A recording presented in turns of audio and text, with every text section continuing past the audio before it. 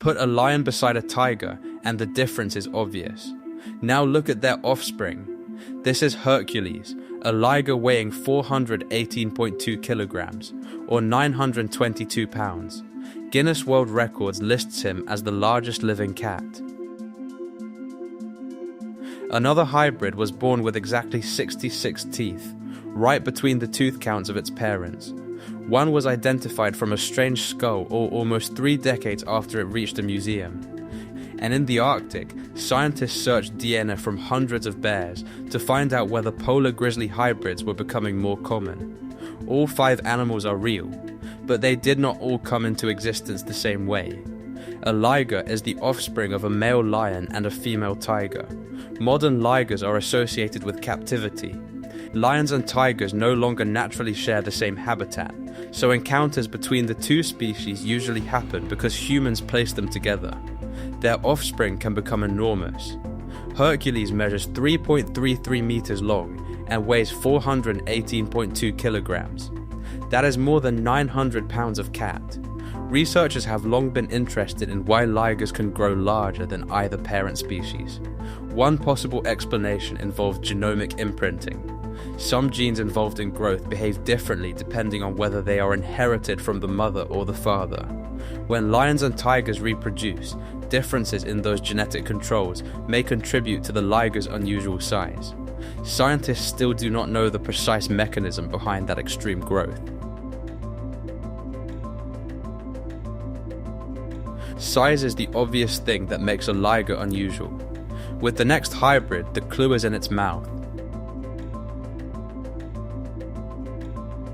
In 1985, a female bottlenose dolphin at Sea Life Park in Hawaii reproduced with a male false killer whale. Their calf was named Kekaimalu. She became known as a wholphin. Despite the name, a false killer whale is not an orca.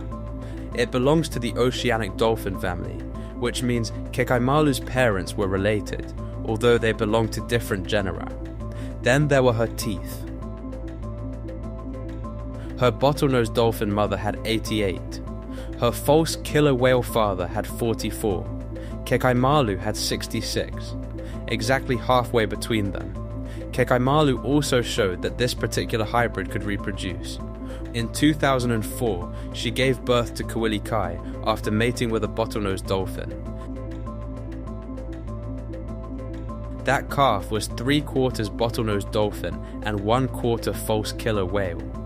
So the hybrid line did not end with Kekaimalu. Her offspring carried genes from both species into another generation. The next animal has a much messier family tree, and calling it a koi wolf actually makes the genetics sound simpler than they are. Koi wolf is a popular nickname rather than the name of a separate recognized species. As coyotes expanded across eastern North America, they encountered wolves. At different points in that history, some also reproduced with domestic dogs.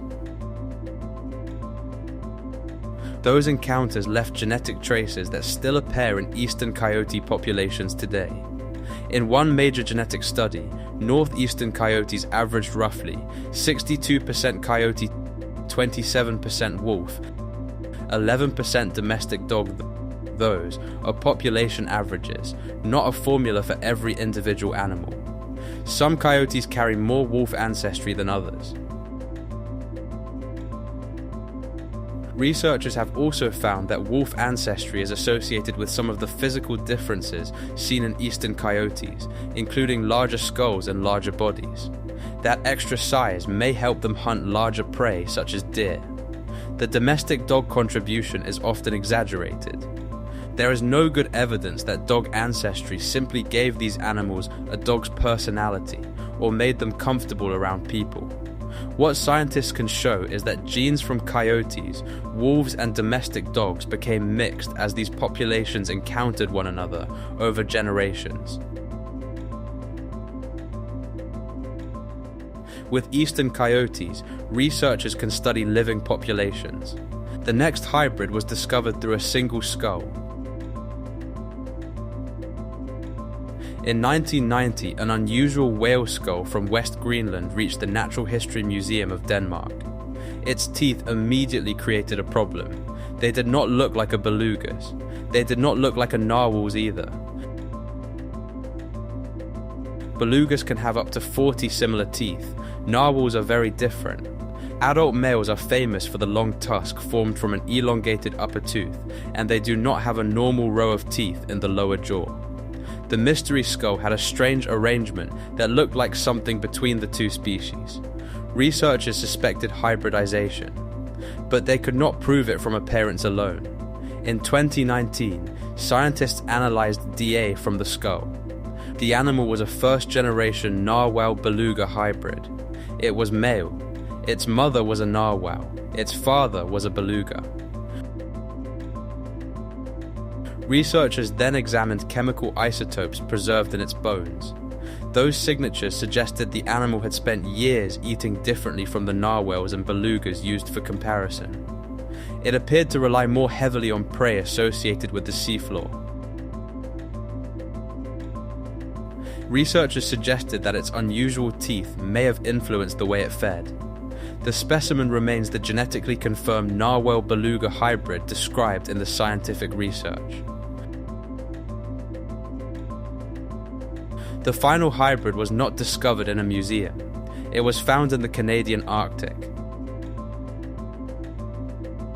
In 2006, a hunter near Sax Harbor in Canada's Northwest Territories killed a bear that did not look quite like a normal polar bear.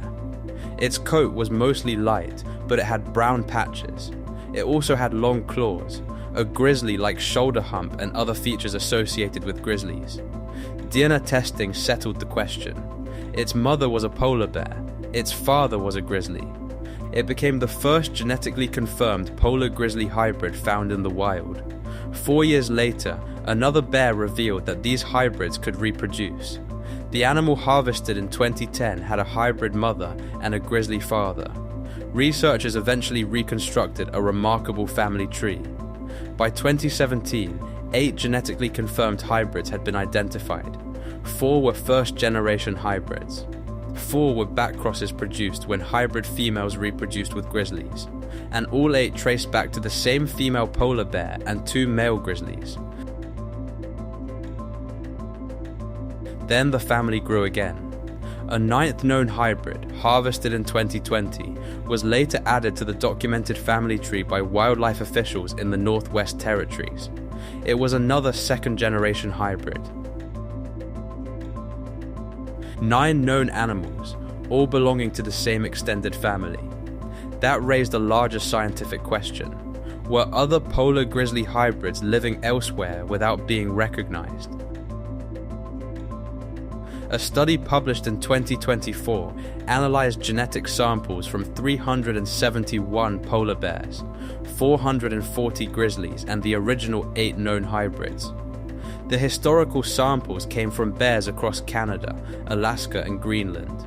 The researchers did not find any additional recent hybrids in that collection. That matters because climate change is altering Arctic habitats, and grizzly bears and polar bears may encounter one another more often as their ranges overlap. Hybridization is therefore something scientists continue to watch. But the evidence so far does not show polar grizzly hybrids spreading widely across the Arctic. They remain exceptionally rare. These animals also show 5 very different ways hybridization can happen. A liger comes from 2 big cats brought together in captivity. A wholphin proved that some hybrids can reproduce. Eastern coyotes carry traces of mixing that happened across generations. A narluga was identified decades after its death because scientists still had its skull. And the known polar grizzly hybrids belong to one extraordinary Arctic family.